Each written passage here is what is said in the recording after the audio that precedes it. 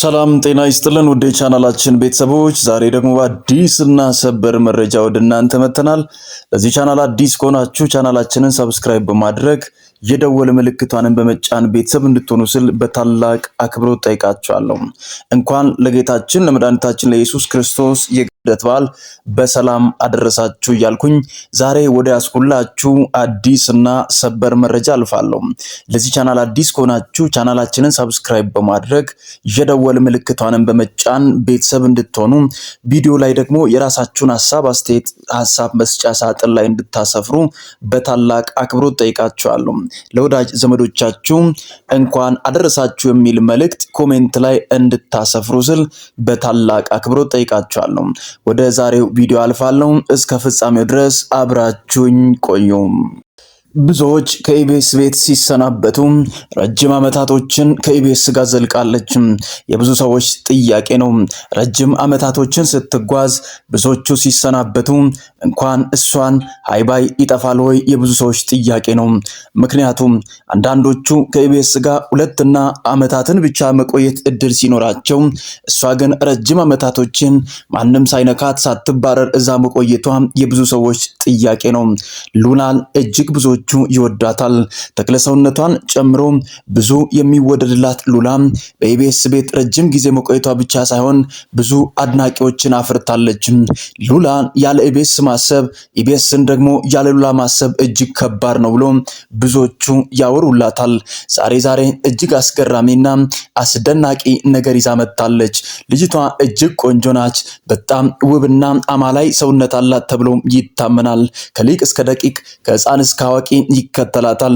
ኢቢኤስ ቴሌቪዥን ብዙዎችን ሲያሰናብት እሷን ያቆየበት ምክንያት ምንድነው ብሎ ቢጠይቁም አንዳንዶቹ መልስ እንደዚህ ብሎ ሲሰጡ ሰምተናል።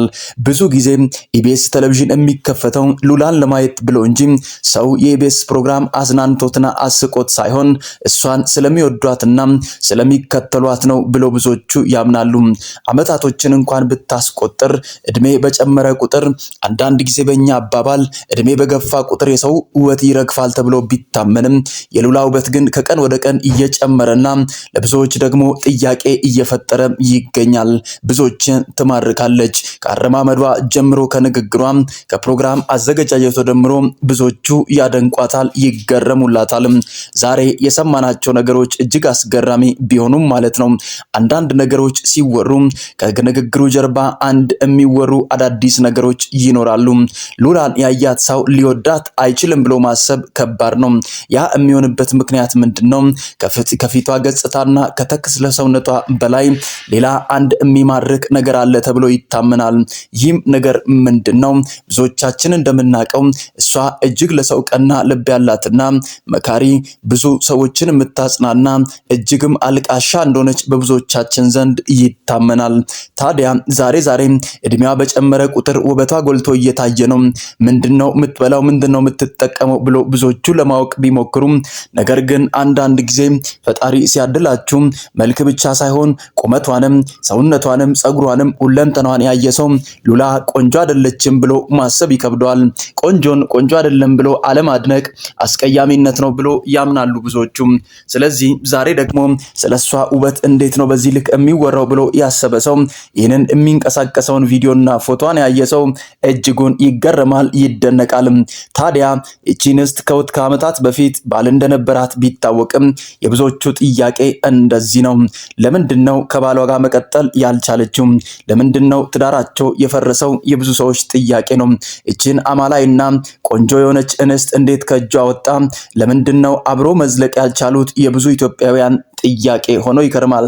ታዲያ ኢትዮጵያ ውስጥ አንዳንድ ጊዜ ዝነኝነት ከመምጣቱ በፊት ትዳር ይበረክታል ተብሎ ይታመናል። ዝነኛ ሲሆኑ፣ ገንዘብ ሲመጣ፣ ልጆች ሲመጡ፣ በተለይ ደግሞ ሚዲያ ላይ የሚሰሩ ወይም በቴሌቪዥን ማሰራጫ ጣቢያዎች ላይ ህዝብ የሚያያቸው ሰዎች ትዳራቸው ቶሎ ብሎ ይንኮታኮታል። ያ ደግሞ የብዙ ኢትዮጵያውያን ጥያቄ ነው። ታዲያ ይችን የመሰለች ቆንጆ ውብ እንስት ለምንድነው የተፋታችው ብላ ብትጠየቅ ነገሮችን በእንባ ለማውራት ከዚህ በፊት ሞክራ ነበር። ሐሳቧ እንደዚህ ነው። ከባሌ ጋር የተፋታንበት ምክንያት ብዙ እጅግ ውስብስብ ቢሆንም ነገር ግን አንዳንድ ጊዜ ሴት ልጅ ለትዳሯ ብዙ ዋጋ ትከፍላለች። ነገር ግን በከፈለችው ዋጋ ልክ ምላሹ ጥሩ ላይሆን ይችላል የሷ ንግግርና ሐሳብ ነው። ምክንያቱም ብዙ ዋጋ የተከፈለ ነገር ሁሉ አብሮን ይቀጥላል ማለት አይደለም። ነገር ግን እንደ እድል ወይም አለመታደልም ሆኖ አንዳንድ ሰዎች ህይወታቸውን በግል ሊመሩ ይገደዳሉ። ምንም ያክል ትዳርን ብፈልግ እንኳን ነገር ግን አንዳንድ ጊዜ ከሰዎች ጋር ለመቀጠል እንገደዳለን። ያ ደግሞ ላይሆንም ላይከሰትም ይችላል። ስለዚህ ብዙ ዋጋ ከፍዬም ነገር ግን ትዳሬን ላስቀጥል አልቻልኩም ስትል ትደመጣለች።